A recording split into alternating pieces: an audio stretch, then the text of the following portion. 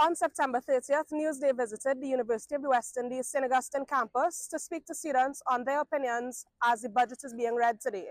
Join us as we speak to three economic students as they share their thoughts. My name is Alicia Rapasa. I am a year 2 student at the UWI St. Augustine, pursuing a Bachelor in Economics. In the last budget, there was a section titled Enabling Sectors, which involved the digital economy, agriculture, manufacturing, and specialized initiatives. Do you think that the digital economy should be something that has more of a priority given its own section and its own specified funding and initiatives? Most definitely, because in this age, we see a lot of technological advancements, and I firmly believe that more funding should be given to digital technologies when it comes to across all ministries. Because when you go to any ministry, education, health, there are a lot of problems that arise with paperwork that these things can be simplified if these things were done digitally. And also, this would be a great initiative for security. If you have more things online and more digitally, you lower the risk of a lot of criminal activity, especially online. Now, we've seen a lot of people talking about the cashless versus cash transactions. Specifically, it's coming up a lot now in the discussion of property tax and being able to pay your property tax online. Do you have any thoughts about the digital economy being applied to that? In this aspect, I think it should be mixed because there are a group of people that would not be very tech savvy in terms of paying online when it comes to property tax. For example, the elderly population. There are people who they won't really know much about how to go about doing this online.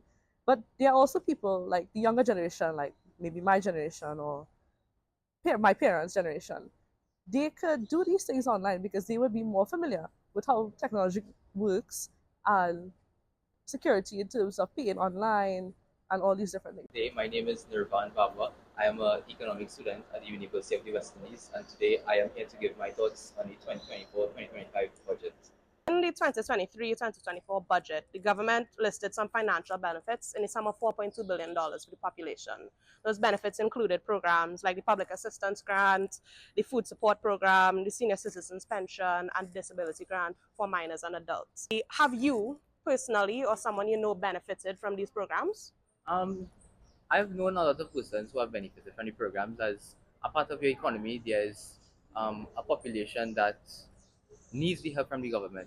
So I think that at this point in time where our economy is thriving and there's steady, small, real growth of GDP, there's still going to be a high demand for these grants, etc., by these persons, especially that based on the educational book grant that was given, with the high increase in prices of books as well.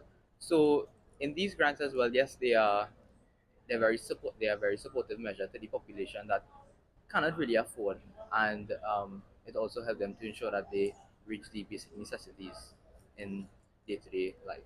Okay. Are there any programs that you could think of that would be really beneficial to the population, either to yourself, family members, peers?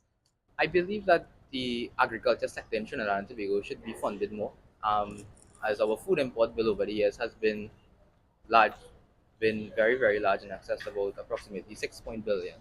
Sorry.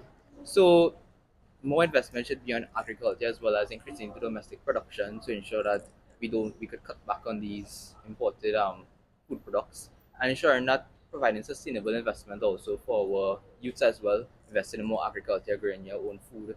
So these measures as well would effectively help the agriculture sector and also help the domestic economy, and also reduce our food import bill, as one of our regional economic goals in CARICOM was to reduce the regional food import bill by 25% by the year 2025. So I believe there should be more an initiative on the agriculture sector in Trinidad and Tobago.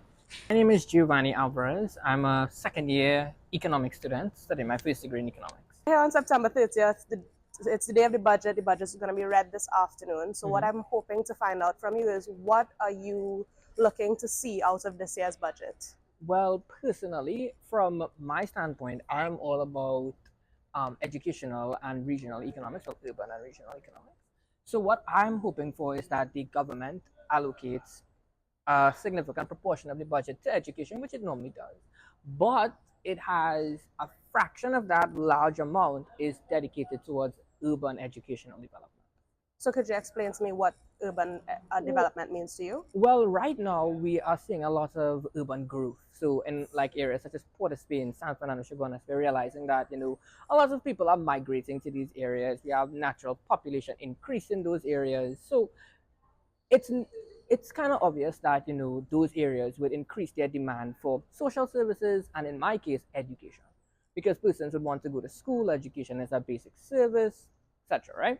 So in my view, what urban development kind of entails is that if you improve the educational sector, it improves the human capital, so the ability of individuals to think, basically have greater work ethics and all of that, which could lead to that whole regional economy. So let's just say if we're focusing on Port of Spain by itself could become a more developed regional economy, and then that has what we call spread effects.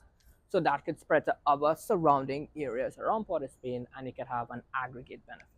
So as a young person studying economics, is the budget reading something that's of paramount importance to you today? Is it Prior to this year, I really just would normally read the budget afterwards, like how they release the statement. But as of now, ever since I started studying, what was it, macroeconomics, I understood that the budget actually details the whole idea of how the economy is going to look like, well, a projection, right? So I just find myself like, yeah, no, it's taking up a lot of time. Do you think that it's beneficial for other young people to be paying more attention to the budget than they might otherwise? Yes, because the budget, it talks about all of us. It isn't just persons who are dealing with finance or economics or accounting. Yeah, they benefit as well, but everybody should know exactly how the finances are going to be spent, what's going to be the expected revenue. That's something that we all should be aware of. Okay.